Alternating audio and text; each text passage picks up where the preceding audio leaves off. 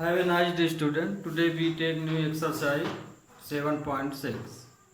तो 7.6 आपकी इंटीग्रेशन का पहला पार्ट का लास्ट चैप्टर है। इसके बाद आपका इंटीग्रेशन ख़त्म हो जाएगा और सेकंड पार्ट में फिर डेफिनिट इंटीग्रेशन आएगा, क्योंकि इंटीग्रेशन आपका 3 पार्ट में है ना। रेफरेंस में 3 है, बाकी में रेफरेंस में भी सब में नहीं है, पार्ट बना दिया गया है, लेकिन पार्ट 2 ही हैं। एक इंटीग्रेशन है, दूसरा डेफिनिट इंटीग्रेशन है। और नवोध में इंटीग्रेशन, हाइडर इंटीग्रेशन और डेफिनिट बनाया गया है। तो इसमें आप जो अभी 7.7 तक जो भी पढ़े हैं उसमें हाइडर और डेफिनिट इंटीग्रेशन मिला के पढ़े हैं। तो ये आपका 7.6 जो है तो इंटीग्रेशन का लास्ट 7.7 ऑलरेडी हम बता चुके हैं।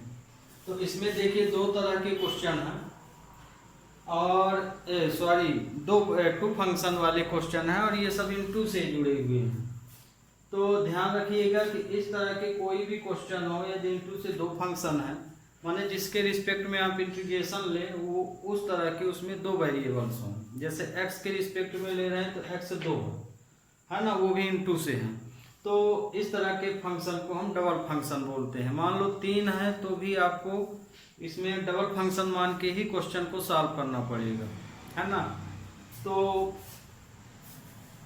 डबल फंक्शन का क्वेश्चन है तो इसका फार्मूला दिया गया है ना। इसको एक चैन रूल भी बोल सकते हो। तो जैसे इसका फार्मूला क्या दिया गया है, फार्मूला दिया गया है हमें यदि f1 इंटू f2 का इंटीग्रेशन लेना है तो हम f1 को बाहर रखेंगे और फर्स्ट फंक्शन को बाहर रखेंगे, सेकंड का डिफरेंशिएशन ले लेंगे।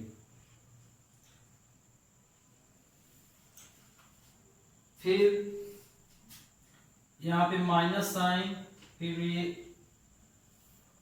फर्स्ट फंक्शन को बाहर रखेंगे और सेकंड का हम इंटीग्रेशन ले लेंगे और फिर फर्स्ट फंक्शन का डिफरेंशिएशन हो जाएगा d/dx f1 और सेकंड का फिर से इंटीग्रेशन।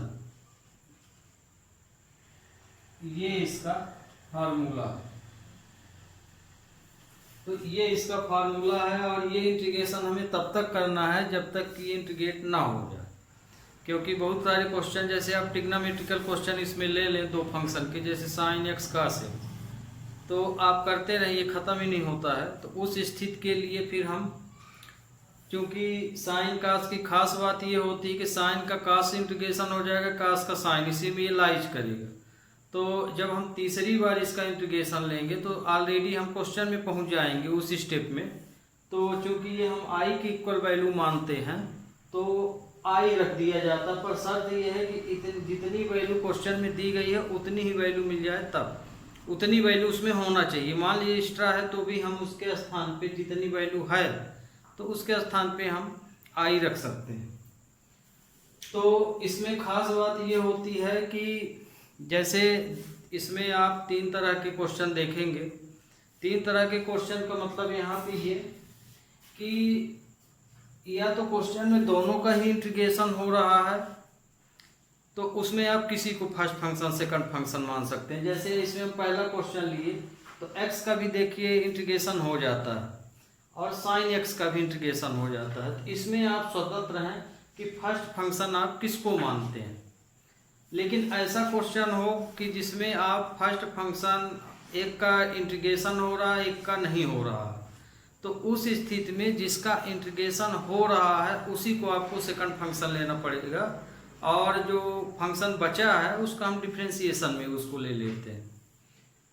इस तरह से आपको क्वेश्चन मिलेंगे, है ना। सिर्फ माने 2 ही टाइप के, या तो दोनों इंटीग्रेट हो रहे हैं या उसमें से कोई एक इंटीग्रेट हो रहा।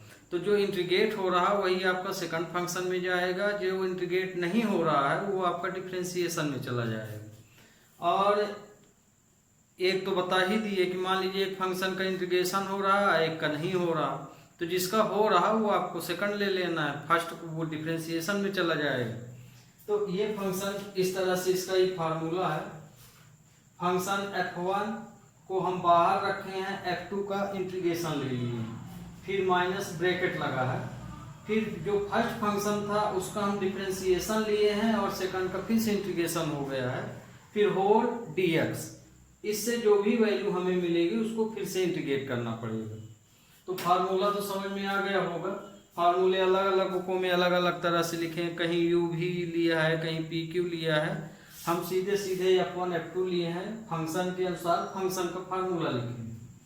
तो जैसे मान लीजिए अब हम पहला क्वेश्चन लेते हैं, सॉल्यूशन फर्स्ट। सॉल्यूशन फर्स्ट में i इक्वल टू दिया है x sin x dx।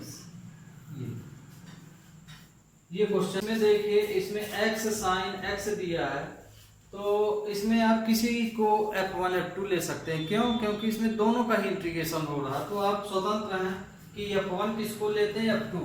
तो क्योंकि इसमें दोनों का इंटीग्रेशन हो रहा है, पर हमको कुछ सहूलियत भी देखना चाहिए। जैसे मान लीजिए हम इसको इंटीग्रेशन फॉर्म में ले लें तो ये पावर बढ़ती जाएगी, माने घटेगी नहीं। जैसे मान लीजिए x को सेकंड फंक्शन आप ले लेंगे तो सेकंड में x की पावर बढ़ती चली जाएगी, क्योंकि इंटीग्रेशन में पावर बढ़ जाती है।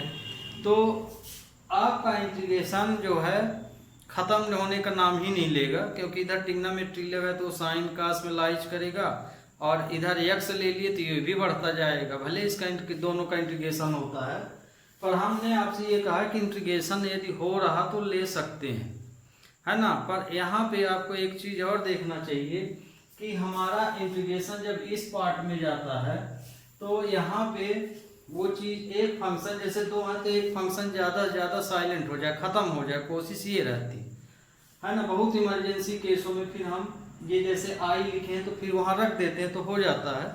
तो ये भी आपको देखना है। तो मतलब ये कि हमको यहाँ कायदे के साथ सरल क्वेश्चन को बनाने के लिए इसको हमें क्या करना चाहिए, बाहर रखना चाहिए। क्यों? क्योंकि इसका जब हम यहाँ डिफरेंशिएशन लेंगे तो 1 हो जाएगा, तो सिर्फ हमको एक फंक्शन भर मिलेगा, चाहे साइन मिले चाहे कास मिले।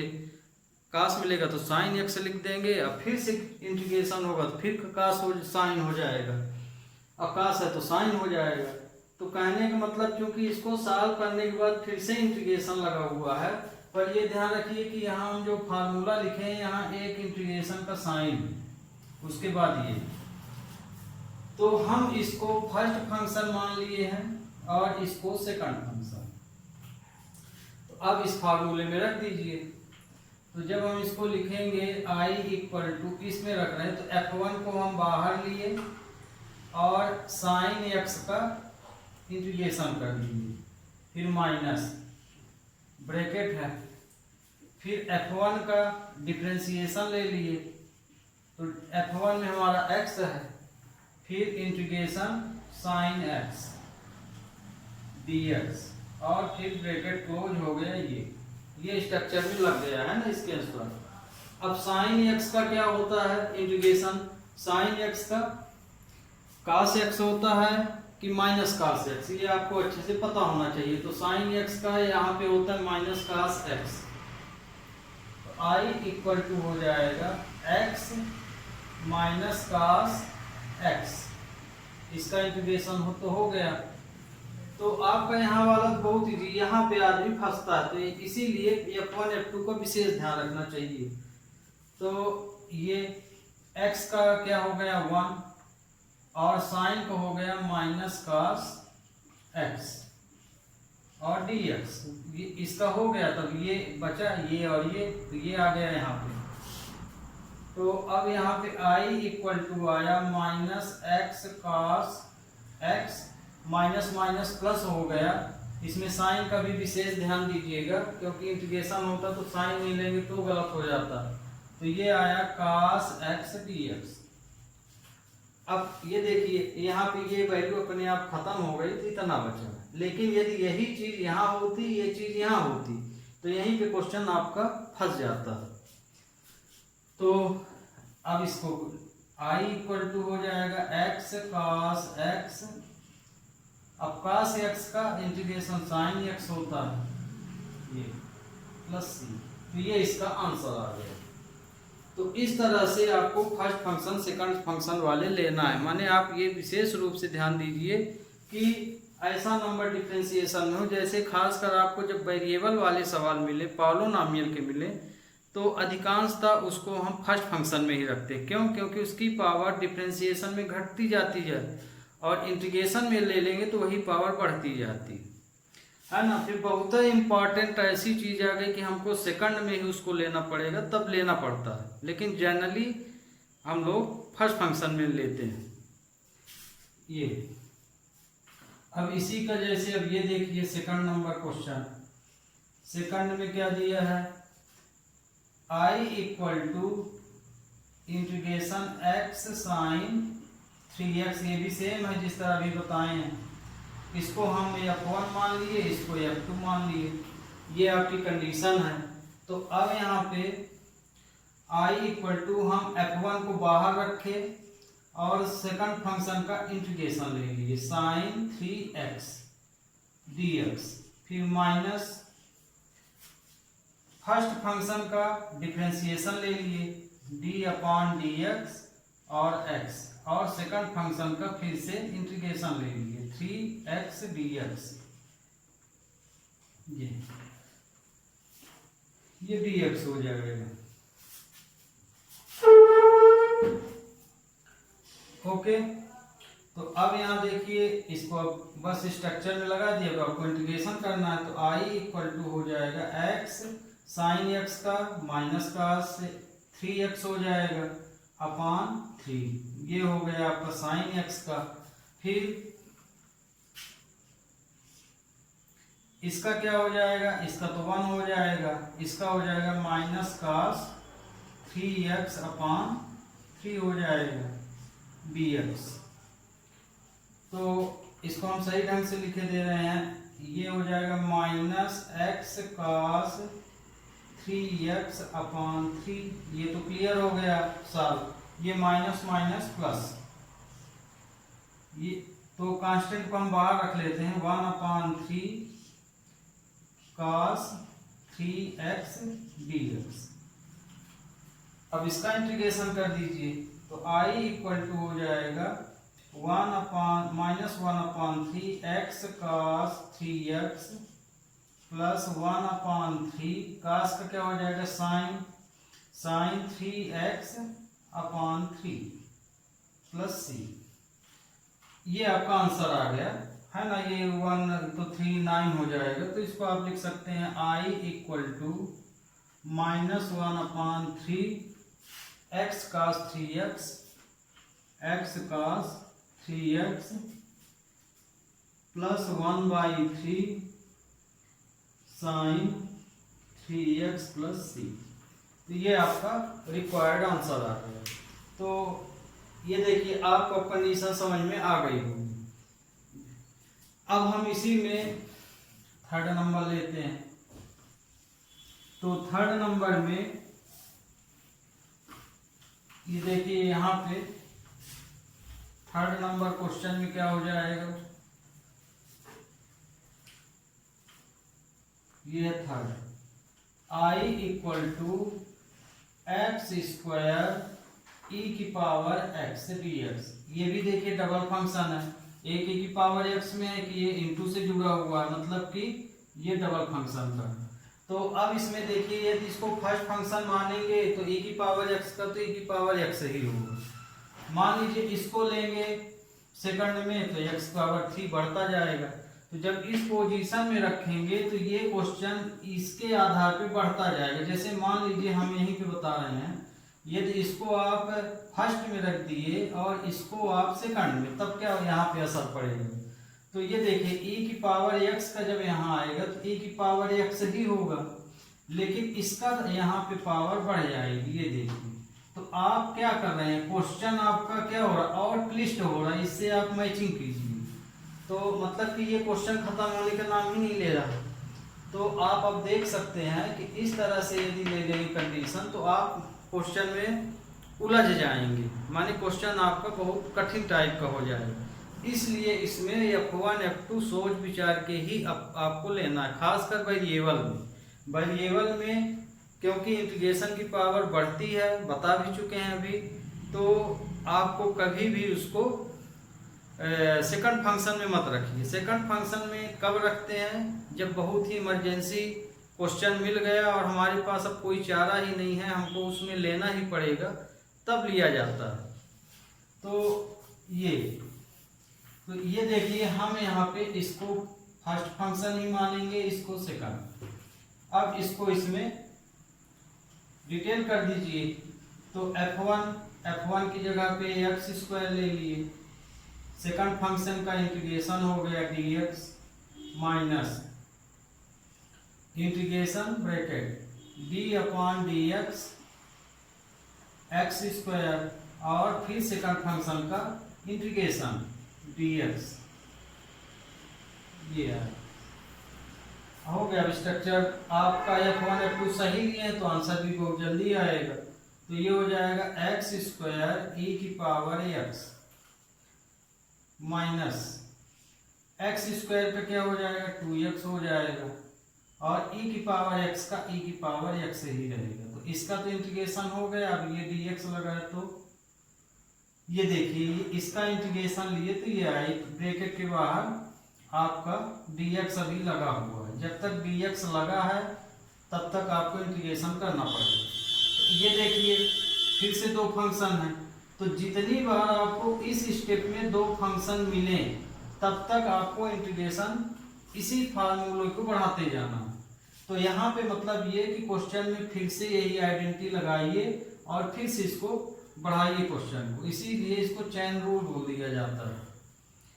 तो i इक्वल टू हो जाएगा x² e⁻x, ये 2 तो कांस्टेंट हम बाहर रख लिए, और x e⁻x dx, ये क्वेश्चन बन गया। अब इसको हम फिर से f1 मान लें और इसको क्या मान लें, f2 मान लें, और फिर से इस फार्मूले में डेवलप कर दें। तो i इक्वल टू हो जाएगा x² e⁻x 2। तो अब देखिए यहाँ पे ये हम ब्रैकेट ले लिए क्योंकि इसका के पूरे में इनटू माना जाएगा। तो इसको हम फर्स्ट फंक्शन माने और ये सेकंड में चला गया। तो e⁻x dx फिर माइनस d/dx, फर्स्ट फंक्शन का डिफरेंशिएशन, सेकंड का इंटीग्रेशन, ये dx, ये आपका ये पूरा हो गया। तो i इक्वल टू हो जाएगा x² e⁻x 2। तो e⁻x का तो e⁻x ही आएगा, इसका 1 हो जाएगा, 1 e⁻x dx बचा अब आपके पास, है ना। e⁻x आया, ये 1 हो गया, तो सिर्फ कितना बचा। तो चूंकि सिंगल फंक्शन है तो हो गया, यहीं से कंप्लीट हो जाएगा। तो x² e⁻x माइनस 2, आगे इसको सही ढंग से लिख लीजिए, e⁻x, इसका इंटीग्रेशन किए तो e⁻x का e⁻x ही आएगा। अब इंटू करके ओपन कर दीजिए, साइन का इंटू कर लीजिए, तो x² e⁻x minus 2x e⁻x plus 2 e⁻x आया। तो अब चाहे तो ये तो आपका आंसर आ गया, फिर सिंप्लीफाई करना है तो 2 e⁻x कॉमन भी ले सकते हैं, मतलब कि अपना आंसर तो ये भी माना जाएगा। मान लीजिए सिंप्लीफाई आपको करना है तो चूंकि इसमें e⁻x सब में कॉमन है तो इसको ऐसे भी लिख सकते हैं, x² minus 2x plus 2 plus c। तो ये आपका रिक्वायर्ड आंसर आ गया। अब हम ले रहे हैं चौथा नंबर, क्वेश्चन नंबर 4।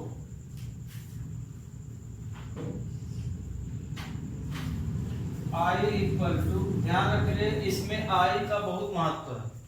i लिखना है माने डायरेक्ट इंटीग्रेशन नहीं करना, क्योंकि जब क्वेश्चन यहाँ लगातार बढ़ता रहता है, ऐसा से क्वेश्चन आ जाए कि ये इंटीग्रेशन के दोनों फंक्शन खत्म ही नहीं हो रहे, तो एक स्थिति जरूर ऐसी आती है इसमें कि आप जो क्वेश्चन लिए हैं, ये जैसे यही लिए, तो ये फिर से इस पार्ट में रिपीट होगा। तो उस स्थिति में जब रिपीट हो क्वेश्चन तो उस प्लेस में हम लोग आई ले लेते हैं, है ना, क्योंकि इस आई के इक्वल है, और फिर उसको सॉल्व कर लेते हैं।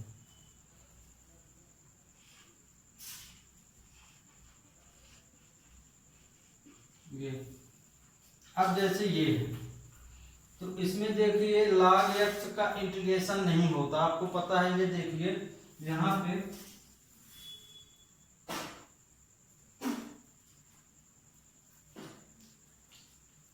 अब यहाँ देखिए क्वेश्चन में वेरिएबल मान लीजिए हम इसको ले लिए फर्स्ट फंक्शन में, तो मान लीजिए ये तो 1 हो जाएगा, लेकिन f2 में log x फंसेगा, और आपको पता है log x का इंटीग्रेशन नहीं होता।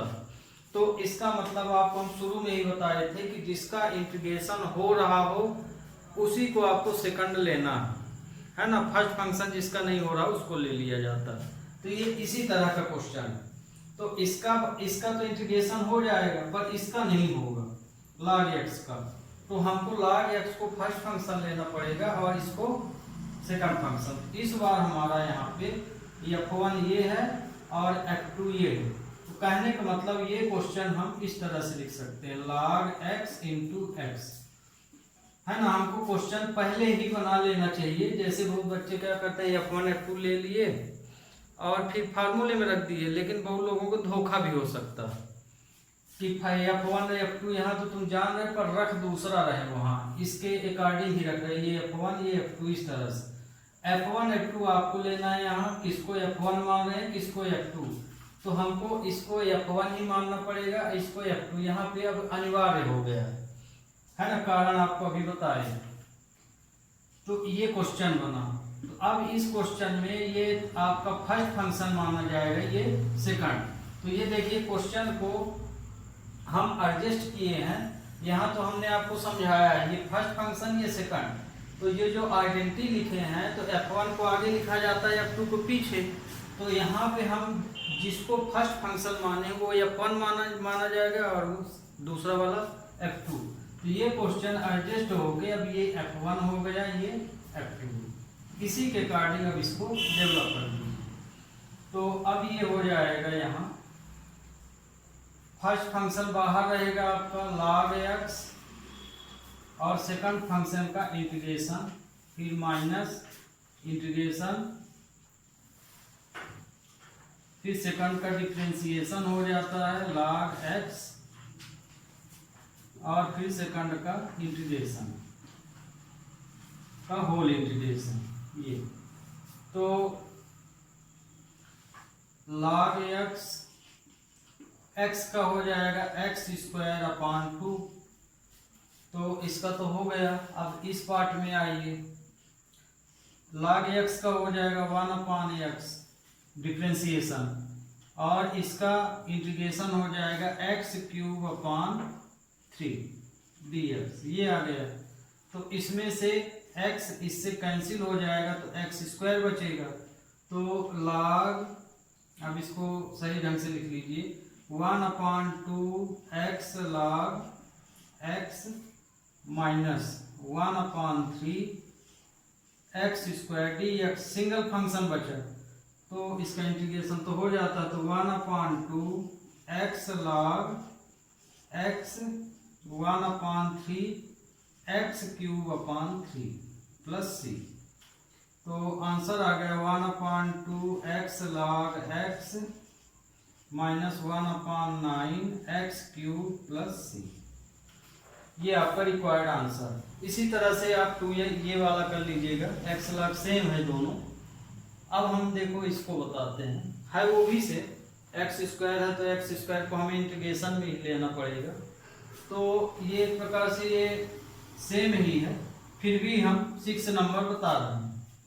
तो 6 नंबर क्वेश्चन, इसको मिटाए दे रहे हैं। 6 नंबर में दिया है i = x² log x dx।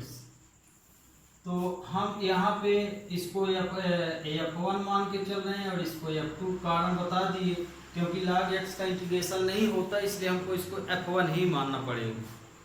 तो यदि दोनों का होता है तो कोई भी मान लीजिए, पर उलझाव ना हो, बताए हैं कि उलझाव क्वेश्चन कहाँ बनता है। तो अब यहाँ ये F1 हुआ तो क्वेश्चन आपका क्या बन जाएगा, I equal to log x x square dx। तो ये आपका F1 हो गया, ये क्या हो गया F2। अब इसको इस फार्मूले में डेवलप कर दीजिए। तो I equal to log x बाहर रहेगा, सेकंड फंक्शन का इंटीग्रेशन ले लेंगे, फिर माइनस फर्स्ट फंक्शन का डिफरेंशिएशन, तो log x सेकंड फंक्शन का इंटीग्रेशन, तो सेकंड फंक्शन है x square dx whole dx ये। तो अब I इक्वल टू हो जाएगा log x, इसका हो जाएगा x क्यूब अपान 3, ये तो कंप्लीट हो गया। फिर I 1 अपान x इसका डिफरेंशिएशन हो जाएगा, और इसका इंटीग्रेशन x क्यूब अपान 3 हो जाएगा dx। तो ये हुआ।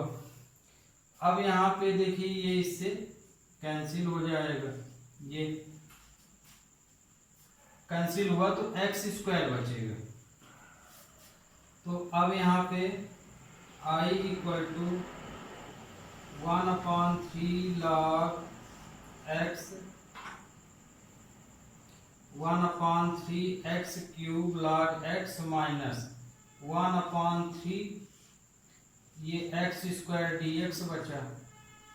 तो I इक्वल टू आया 1 upon 3 x cube log x minus 1 upon 3 x cube upon 3 plus c। तो I equal to 1 upon 3 x cube log x minus 1 upon 9 x cube plus c। ये आपका आंसर होगा। तो आपको 6 नंबर भी अब समझ में हो गए। ये तो सेम है, एक क्वेश्चन यदि आप अच्छे से समझ लिए तो पूरे ही इस तरह क्वेश्चन समझ में आ जाएंगे। Okay student, we take next question. अब देखिए क्वेश्चन नंबर 7, 8, 9। इसमें देखिए 7 नंबर और 9 नंबर को इसलिए पास में लिखे कि दोनों ये एग्जैक्ट सेम है, यहाँ साइन है यहाँ कास। तो मतलब ये कि ये बता दें तो आपको ये बन जाना चाहिए। फिर 8 नंबर, तो मतलब इसमें हम 7 बता देते हैं, इसका हिंट देंगे आपको, माने बिल्कुल एग्जैक्ट सेम है, फिर भी हिंट देंगे, उसके अनुसार आप कर लीजिएगा। तो 7 नंबर जैसे ले रहे हैं, तो अब देखिए 7 नंबर जब हम क्वेश्चन लेंगे, solution 7 I equal to x sine inverse x dx ये दिए। तो सबसे पहले क्वेश्चन दिया हो तो उसमें आपको यही ऑब्जर्वेशन करना चाहिए या ऑब्जर्व करना चाहिए कि किसका इंटीग्रेशन हो रहा है और किसका नहीं हो रहा, या दोनों का हो रहा, और दोनों का हो रहा तो इजी कौन सा है। इस पार्ट में माने फार्मूले पार्ट में जाने के बाद इजी कौन सा बन रहा, उस पार्ट को आपको उसके हिसाब से आपको F1 F2 चूज करना है। तो यहाँ तो क्लियर है, साइन इनवर्स x का इंटीग्रेशन नहीं होता है, मतलब कि साइन इनवर्स x को ही आपको F1 मानना पड़ेगा और x को यहाँ F2। तो आपको हमने शुरू में बोला था कि वेरिएबल्स पॉलिनोमियल से दिया है तो लाचारी में ही हम उसको सेकंड फंक्शन मानते हैं। जैसे अब यहाँ पे लाचार है ना, क्योंकि इसका इंटीग्रेशन नहीं हो रहा और इसका दोनों हो रहा है, तो कहने का मतलब कि हमको डिफरेंशिएशन पार्ट के कारण इसको F1 मानना पड़ेगा और इसको F2 ही मानना पड़ेगा। तो इस तरह से क्वेश्चन आते हैं कि जहाँ पे हमको वेरिएबल को ही सेकंड फंक्शन मानना पड़ जाता है। लेकिन अधिकांशतः क्वेश्चन जो है, यदि आपका इंटीग्रेशन पार्ट मिल रहा है, दोनों इंटीग्रेट हो रहे हैं, तो उस स्थिति में आप वेरिएबल को ही फर्स्ट फंक्शन मानिए। या कि इसमें बहुत लोग टिक याद कर लेते हैं, आई लेट के अनुसार फिर इसको कर लेते हैं। फिर आई लेट का हम फुल फॉर्म बताएंगे आपको इसको बताने के बाद। तो ये देखिए क्वेश्चन को आगे आप F1 F2, तो ये आपका यहाँ पे F2 माना गया हम है और ये F1, तो इसको हम F1 लिए हैं। तो अब क्वेश्चन को F1 को आगे लिख लीजिए। तो ये हो जाएगा sign inverse x into x D x. तो ये आपका F1 है और ये F2 है। इसका फार्मूला क्या है? इसका फार्मूला है, यदि हम F1 इंटू F2 का इंटीग्रेशन करते हैं, दो फंक्शन हैं, तो F1 को बाहर रखेंगे, F2 का इंटीग्रेशन ले लेंगे, फिर माइनस ब्रैकेट, फिर से फर्स्ट फंक्शन का डिफ्रेंशिएशन लेंगे और सेकंड को फिर से इंटीग्रेट कर देंगे और होल dx। ये इसका फार्मूला होता है। माइनस के पहले ये इंटीग्रेशन साइन। तो ये आपकी आइडेंटिटी फार्मूला है ये। तो इसके अकॉर्डिंग आपको रखना है। तो F1 I equal to sine inverse x का इंटीग्रेशन कर लिए, फिर माइनस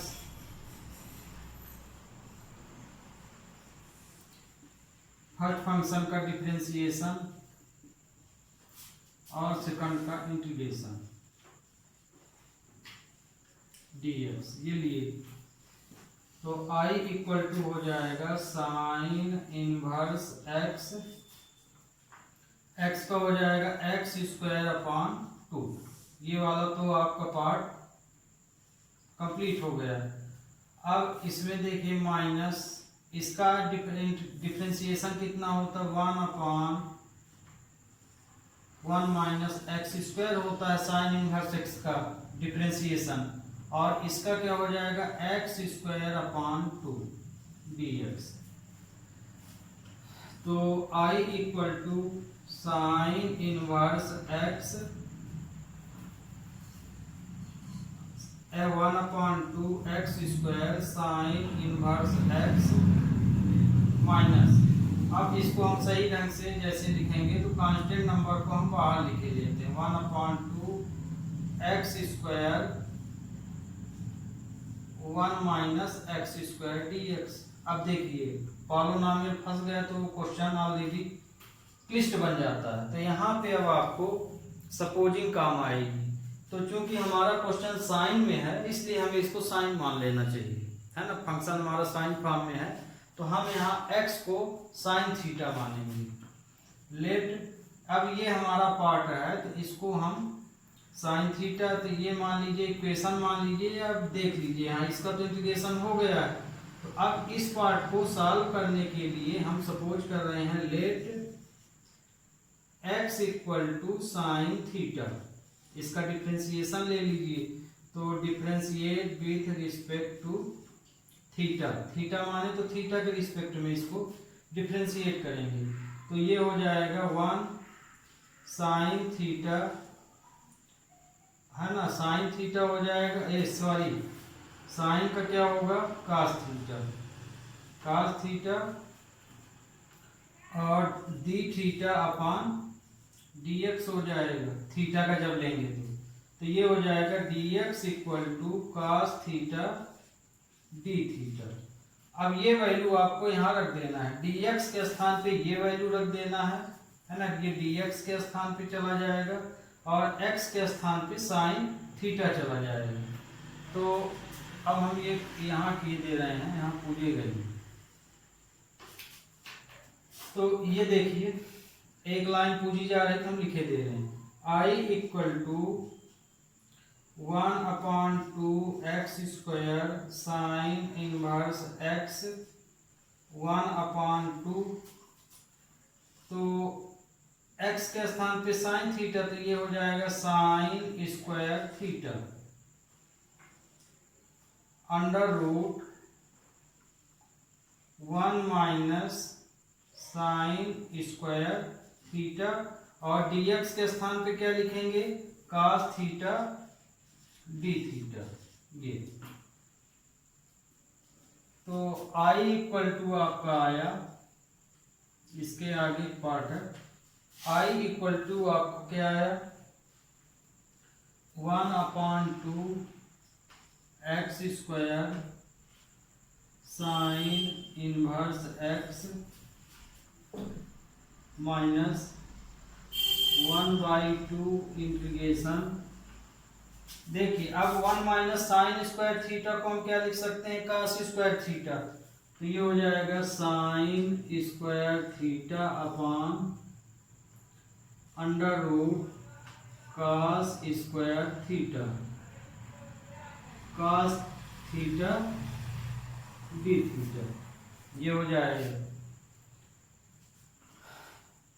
तो I इक्वल टू आएगा 1/2 x square sine inverse x, 1/2 sine square theta upon, इसको रूट से निकलेगा तो ये कास थीटा और ये कास थीटा डी थीटा हो जाएगा। तो इसमें से कास कैंसिल हो गया आपका, तो I इक्वल टू आया 1/2 x square sine inverse x 1/2, तो ये कितना बचा, sign square theta d theta. अब आप देखिए साइन थीटा को तो इंटीग्रेशन होता है ना, लेकिन यहाँ स्क्वायर लगा तो मतलब कि इसको इंटीग्रेट हम नहीं कर सकते हैं, इसको हमें अब सिंप्लीफाई करना पड़ेगा। तो आपको हम शुरू में बताए थे कि दो फार्मूला आप जरूर याद रखिए, वो कहीं भी लग जाते हैं, बहुत ज़्यादा लगते हैं। जैसे 1 plus cos 2 theta equal to 2 cos square theta और 1 minus 2 cos theta equal to 2 sine square theta. तो ये देखिए स्क्वायर फॉर्म में यदि कास स्क्वायर फॉर्म में मिल जाए या साइन मिल जाए तो उसमें यही आइडेंटिटी काम लगती है। तो हम यहाँ हमें पता है कि 1 minus cos 2 theta equal to होता है 2 साइन स्क्वायर थीटा। तो यहाँ से इसका इंटीग्रेशन नहीं हो रहा तो इसकी वैल्यू हमको बदलना पड़ेगा। तो मतलब कि ये वैल्यू हम बदलेंगे तो क्या लिखेंगे, 1 minus cos 2 theta upon 2 sine square theta. ये तो मतलब कि हम साइन स्क्वायर थीटा के स्थान पे ये वैल्यू लिख सकते हैं। तो ये देखिए कास लीनियर फॉर्म में हो गया तो इसका इंटीग्रेशन हो जाएगा, तो हम इसके स्थान पे ये वैल्यू रख देंगे। तो I इक्वल टू हो जाएगा 1/2 x square sine inverse x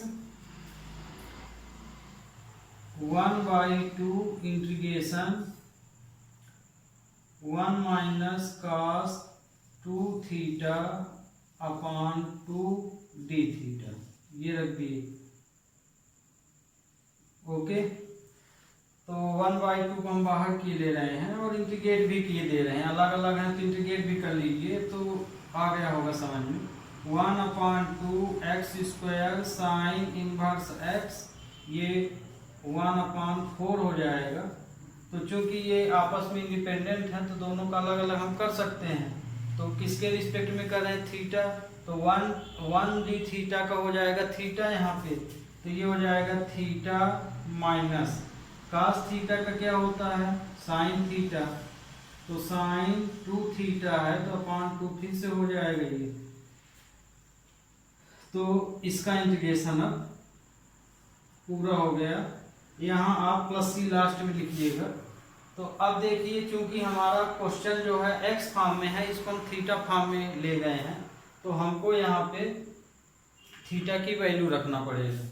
तो I इक्वल टू हो जाएगा 1/2 x square sine inverse x 1/8 हो जाएगा ये।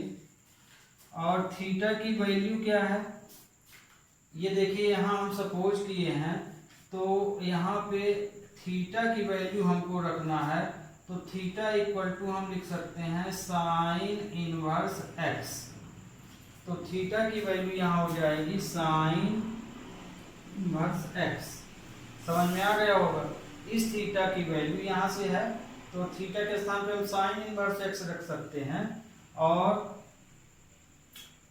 ये जो हम 1/8 कर दिए हैं देखिए, तो ये भी अभी गलत है। कारण ये कि 1/4 का दोनों में अलग अलग मल्टीप्लाई होगा, तो इसमें तो हम नहीं किए हैं। या तो हम इसको 2 थीटा लिखें और या कि इसका दोनों में अलग अलग इंटू करके करें। तो यहाँ हम जो है तो थोड़ा नहीं ठीक है, 1/2 है तो बाहर कर लिए हम, यहाँ खुद ही कंफ्यूज हो गए। तो ठीक है, तो साइन इनवर्स एक्स अब cos 2 थीटा है, तो हम cos 2 थीटा की वैल्यू क्या लिख सकते हैं, cos 2 थीटा, तो ये देखिए cos 2 थीटा की वैल्यू हम रखेंगे 2 sine theta cos theta upon 2, तो ये आया है ना, क्योंकि साइन 2 थीटा इक्वल टू क्या होता है 2 साइन थीटा cos थीटा, तो ये आइडेंटिटी हम यूज कर लिए। ये हमारा क्वेश्चन साइन फॉर्म में है, तो cos की वैल्यू भी हमें, क्योंकि यहाँ हम सपोज क्या किए हैं साइन थीटा, तो मतलब कि पूरी वैल्यू हमारी साइन में रहना चाहिए। तो क्यों रहना चाहिए, क्योंकि हमें वैल्यू थीटा को एक्स में बदलना है, तो वो तो हमें साइन फॉर्म में माने हैं, तो साइन के अकॉर्डिंग रहेगा तभी हम वैल्यू रख सकते हैं। तो हमें मतलब cos थीटा की वैल्यू क्या रख सकते हैं, यहाँ पे cos थीटा इक्वल टू हम लिख सकते हैं √1 माइनस साइन स्क्वायर थीटा। तो एक लाइन और बनाए ले रहे हैं, I इक्वल टू हो जाएगा 1/2 x square sine inverse x minus 1/8 sign inverse x minus 2 sine theta √1 minus sine square theta. 2 से 2 तो हम कैंसिल कर दिए हैं, ये 2 से 2 कैंसिल हो गया है, तो ये है। तो ये देखिए, तो अब यहाँ देखिए, यहाँ बोर्ड पूरा भर चुका है, तो यहाँ पे हम क्वेश्चन को ना मिटा के एक लाइन तो बचा है, तो हम वैल्यू यहाँ पे लिखे दे रहे हैं, या कि हम पहली लाइन यहाँ मिटा ही दे रहे हैं। तो ये देखिए, हम इसको यहाँ से रफ किए दे रहे हैं इतना,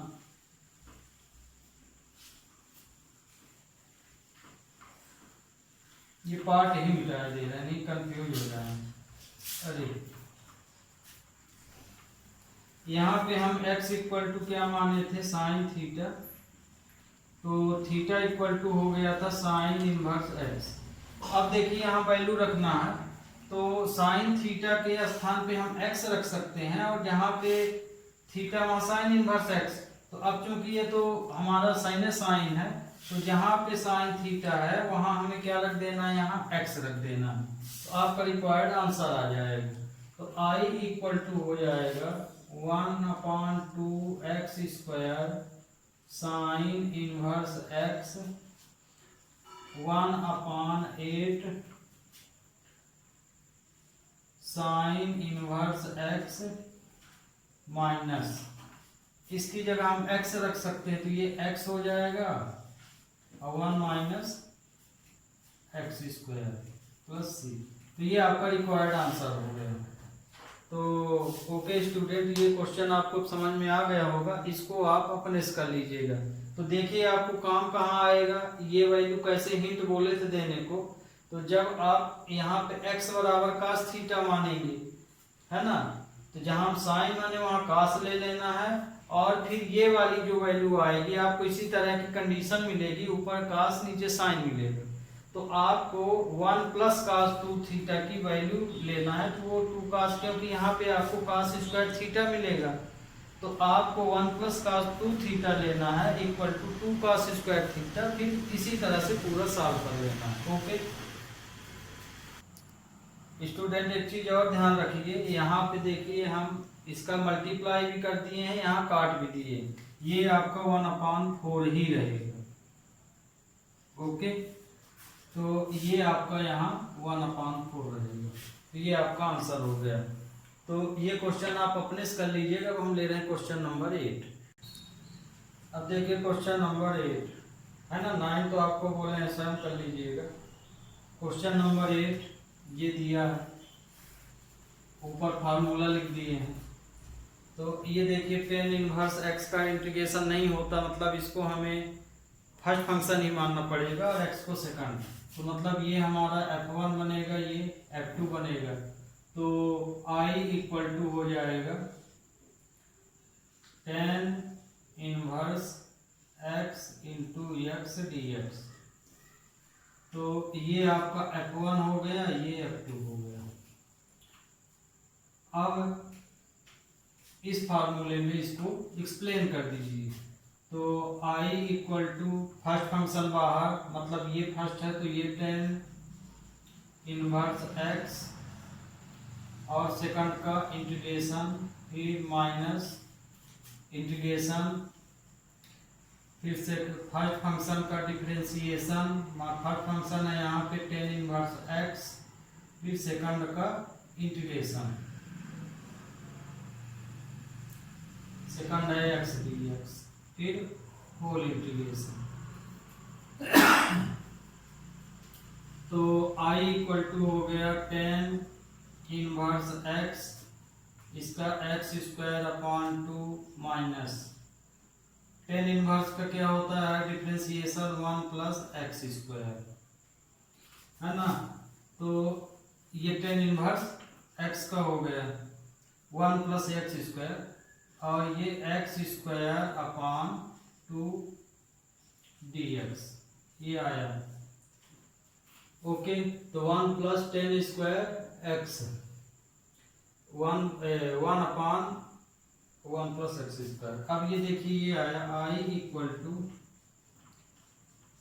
tan इनवर्स x, इसको सही ढंग से लिख लीजिए 1 upon 2 x square tan inverse x, constant को हम बाहर ले रहे हैं 1 upon 2 x square 1 plus x square, चाहे एक्स स्क्वायर प्लस 1 लिखिए चाहे 1 प्लस एक्स स्क्वायर, ये तो आपका प्लस है यहाँ पे।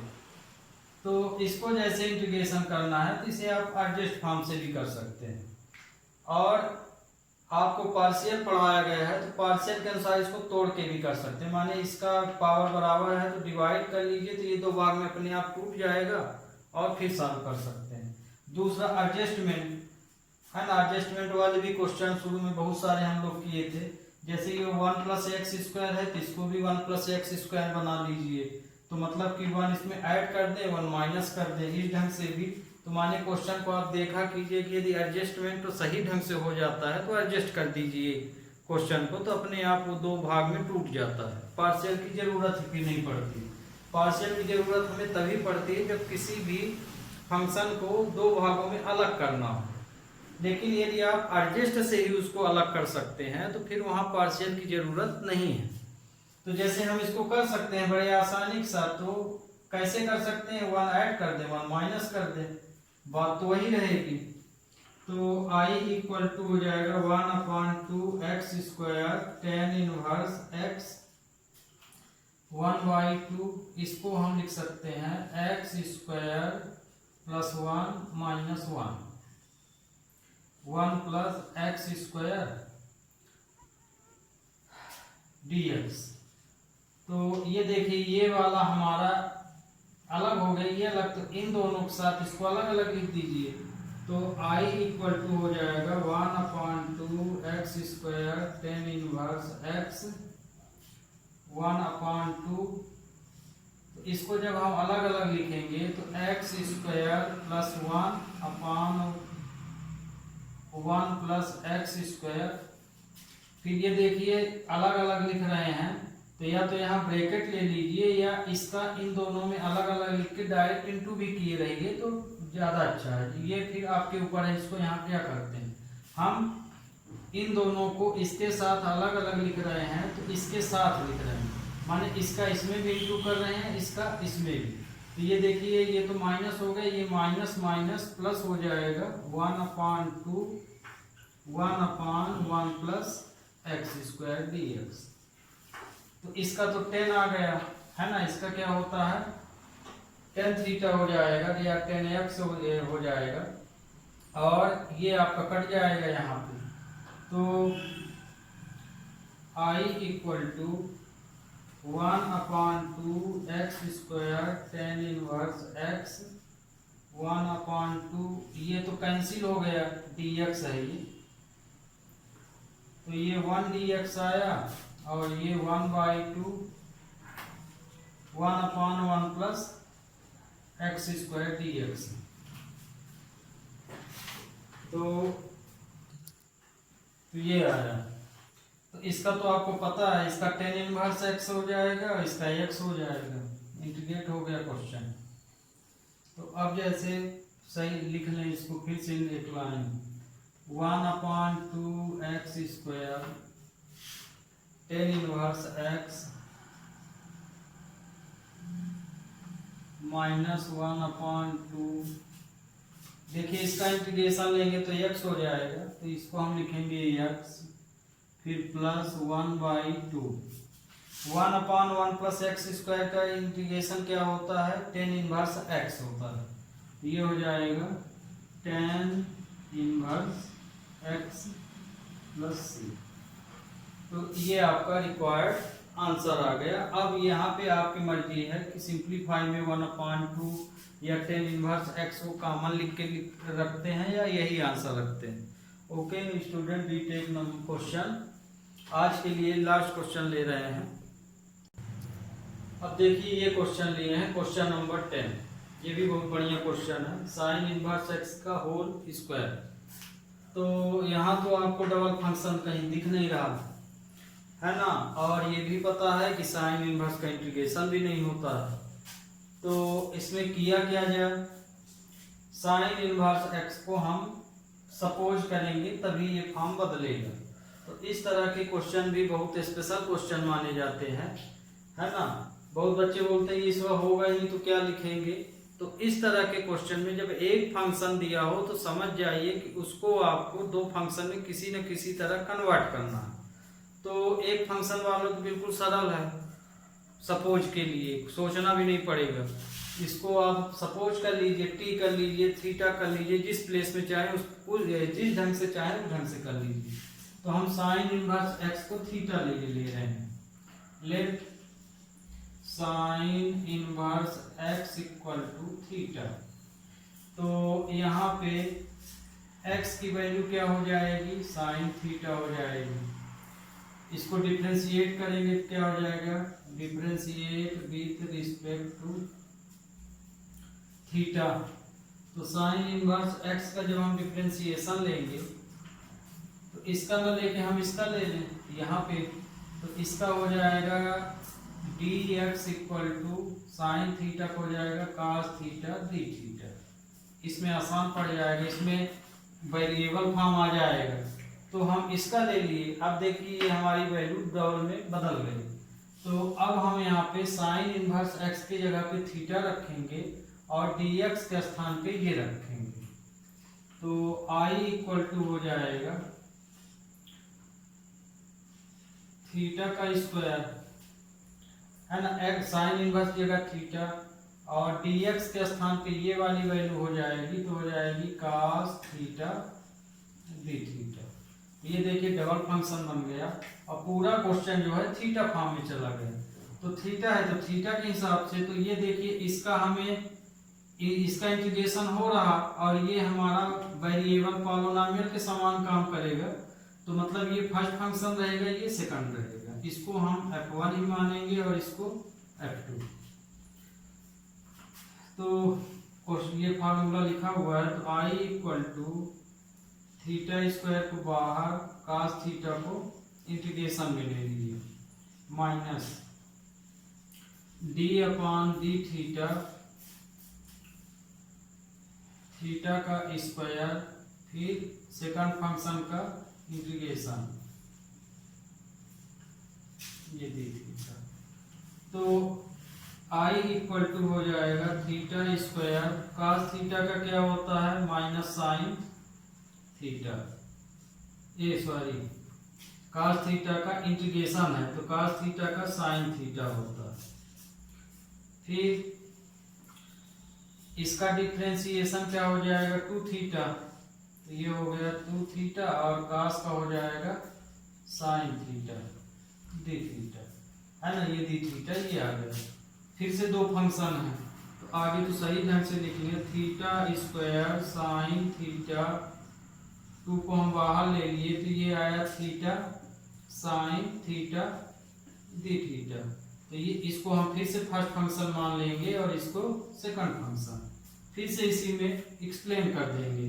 तो I इक्वल टू हो जाएगा थीटा स्क्वायर साइन थीटा 2। अब इसको देखिए इस आइडेंटिटी में फिर एक्सप्लेन कर दीजिए। तो हम थीटा को बाहर लिए, इसका इंटीग्रेशन कर दिए, तो sine theta d theta minus फिर फर्स्ट फंक्शन का डिफरेंशिएशन और सेकंड का integration sine theta d theta, ये आ गया। तो साइन थीटा का क्या होता है, ये साइन थीटा डी थीटा। अब देखिए साइन थीटा, ये तो थीटा हो गया, तो साइन थीटा का क्या होता है कास थीटा। अब कास थीटा इसमें माइनस होता है कि प्लस, कास थीटा इसमें क्या होता है माइनस प्लस का, आप ध्यान रखिएगा इसमें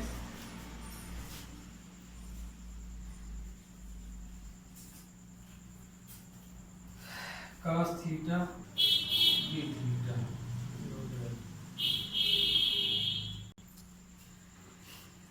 I इक्वल टू हो जाएगा theta square sine theta minus.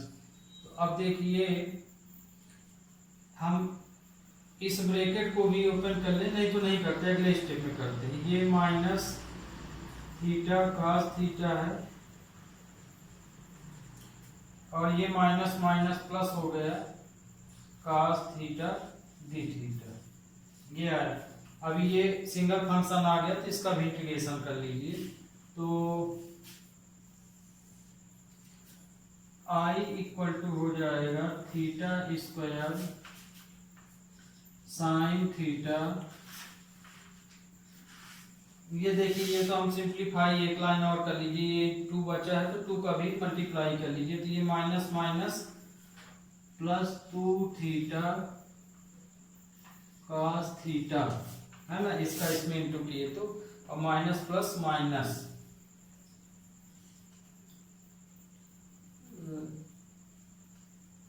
2 cos theta d theta, ये आया। जब हम इस 2 का माइनस 2 का इसमें इंटू करेंगे तो ये आपका माइनस प्लस माइनस हो जाएगा, ये माइनस माइनस प्लस। तो इसको भी अब इंटीग्रेट कर लीजिए। तो I equal to theta square sine theta 2 theta cos theta, और कास का क्या हो जाएगा साइन थीटा, ये आपका इंटीग्रेट हो गया। अब हमको जो सपोज किए थे, सपोज क्या किए थे, sine inverse x equal to theta और x की वैल्यू आई है साइन थीटा। तो मतलब ये कि जहां आपकी वैल्यू कास में है उसको भी आगे आप साइन में ले जाइए, क्योंकि हमारी सपोजिंग यहाँ पे साइन फॉर्म में। तो ध्यान रखिए कि जब इंटीग्रेशन आप करते हैं लास्ट में आंसर आता है, तो जिस फॉर्म में आप सपोज किए हैं उसी फॉर्म में क्वेश्चन को बदल देना चाहिए। तो ये कास है तो इसको भी साइन बना लीजिए। तो I इक्वल टू हो जाएगा theta square sine theta 2 theta, इसको हम लिख सकते हैं 1 माइनस साइन स्क्वायर थीटा, है ना, इस वाली वैल्यू।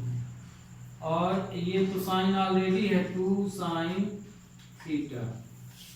अब यहाँ पे आपकी पूरी वैल्यू साइन फॉर्म में बन गई है, तो हम एक साथ पूरी वैल्यू रख रहे हैं। तो थीटा के स्थान पे हम क्या रखेंगे, थीटा की वैल्यू यहाँ पे है साइन इनवर्स x, तो यहाँ पे हो जाएगा साइन इनवर्स x का होल स्क्वायर। फिर साइन थीटा की वैल्यू क्या है x है, तो हम साइन थीटा के स्थान पे x लिखेंगे।